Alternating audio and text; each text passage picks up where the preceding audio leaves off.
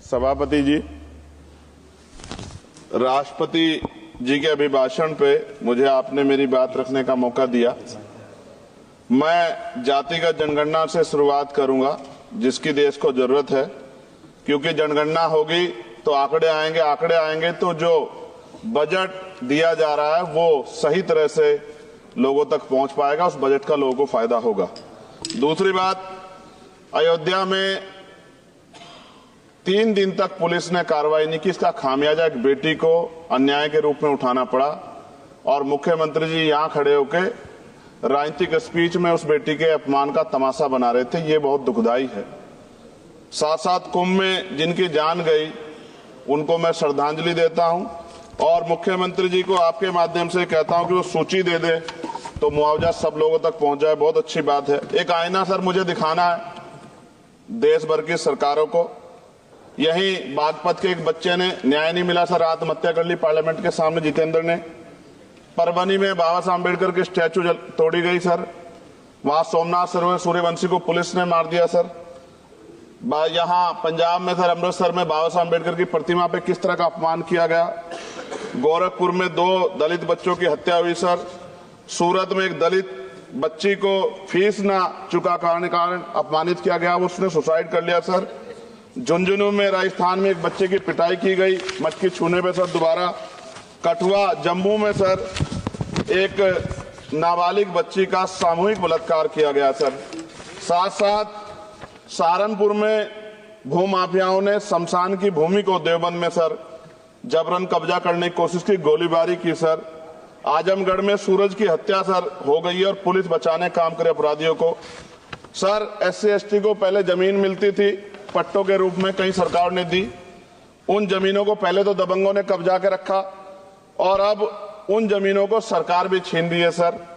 शहर में रहने वालों को SC ST को आवासीय पट्टे दिए जाने चाहिए। आजादी के 75 साल भी घर नहीं है बाद भी।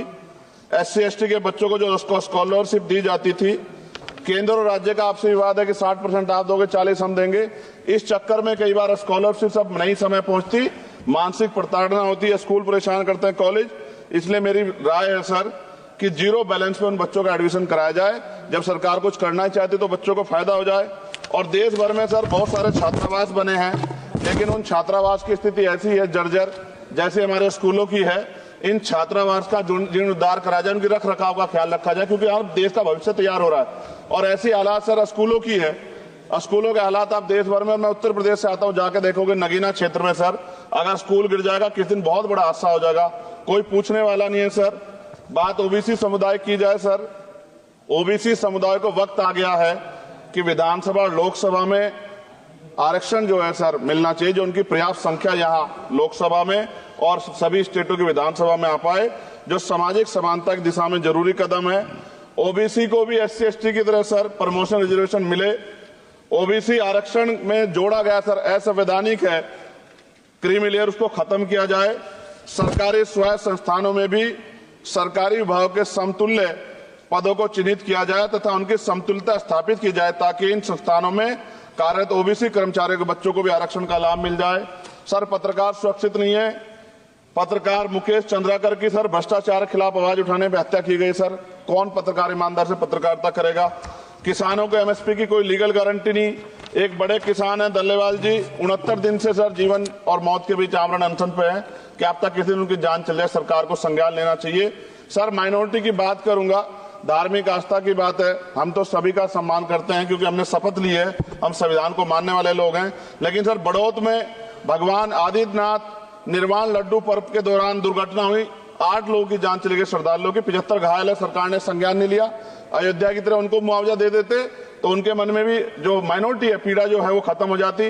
न्यायालय द्वारा पारित आदेश के बावजूद जैन समाज को जैन महातीर्थ गिरनार जूनागढ़ गुजरात पे पूजा करने रोका जाए, जो उनके मौलिक अधिकार का उल्लंघन है सर।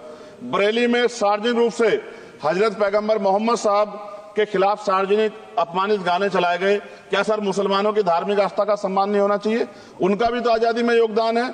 और इनको अपराधियों किसका संरक्षण की खुलेआम इतने इस तरह गाने बजा के अपमानित कर रहे हैं। संभल की हिंसा में सर 74 लोगों की गिरफ्तारी हुई है और वहां के मुस्लिम डर के साए में है। सरकार बेगुनाहों की गिरफ्तारी बंद करे। महाराष्ट्र में सर चंद्रपुर जिला पड़ता है, मैं अभी गया था तालुका चिमूर में ताडोबा फॉरेस्ट में संग्रामगिरी पहाड़ पर बौद्ध स्थल है सर, बहुत पुराना। वहां बौद्ध भिक्षु को सरकार बिजली नहीं देती, रास्ता नहीं देती और इतनी बुरी हालत में उनकी धार्मिक आस्था क्या है सर, तथागत बुद्ध की ज्ञान स्थली होने के कारण बोध गया में बौद्ध धर्म के अनुयायियों के लिए जो बहुत महत्वपूर्ण स्थल है सर, इस स्थल पर अवैध कब्जा हटवाकर बौद्ध धर्म के अनुयायियों को सौंपा जाए। उनमें बड़ी चिंता, देश विदेश से लोग आते हैं, तो यहाँ हमारे देश की छवि भी खराब हो रही है। और अभी 12 फरवरी को सदगुरु रविदास जी महाराज की जयंती है और 14 अप्रैल को बाबा साहब अम्बेडकर की, 11 अप्रैल को राष्ट्रपिता ज्योतिबा फुले, इनको मानने वाले लोग नए कार्यक्रम करना चाहते हैं। अभी जिस विचार की सरकार है सर, वो तो कोई कार्यक्रम कर लें, लेकिन अगर ये कार्यक्रम करना चाहते हैं तो इनको कोई छूट नहीं है और नई परमिशन नहीं मिल रही। खत्म करूंगा सर, अंत में थोड़ा सा और रह गया सर, इसको खत्म करूंगा। लेकिन सर मैं जानना चाहता हूं, क्या सरकारी पैसे पे एक ही धर्म का अधिकार है? दूसरे धर्म के धार्मिक आयोजनों पे अभी कुंभ में 7,500 करोड़ रुपए खर्च किया आपने। आप रविदास जयंती पे कितना खर्च करेंगे? आप 14 अप्रैल को डॉक्टर बाबा साहब अम्बेडकर जिनकी जय जयकार होती है उन पे कितना खर्च करेंगे?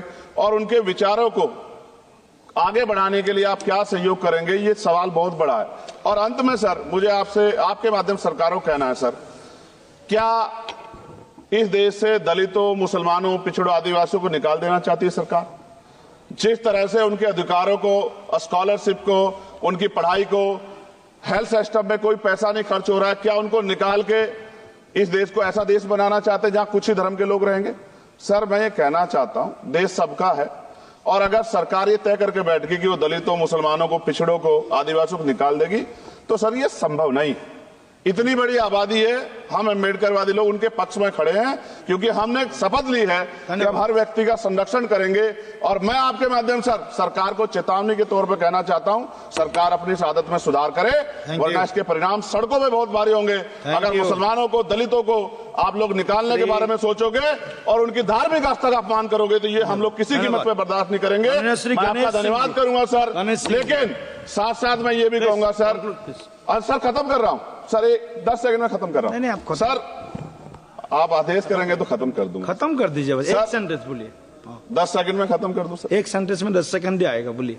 सर मैं बस ये कहना चाहता हूं कि सरकार सभी का ध्यान रखे और उनमें भी गरीबों का ज्यादा ध्यान रखे, क्योंकि सर अभी जेब कटाई हुई, 2800 रुपए का टिकट है सर इलाहाबाद का, 56,000 रुपए का था सर। मैंने मंत्री जी से कहा, तब जाके उन्होंने संज्ञान लिया, तब आधे रेट हुए। इसलिए कह रहा हूं, धर्म के नाम पे धंधा और लूट नहीं होनी चाहिए सर, इसकी जिम्मेदारी सरकार की। धन्यवाद सर।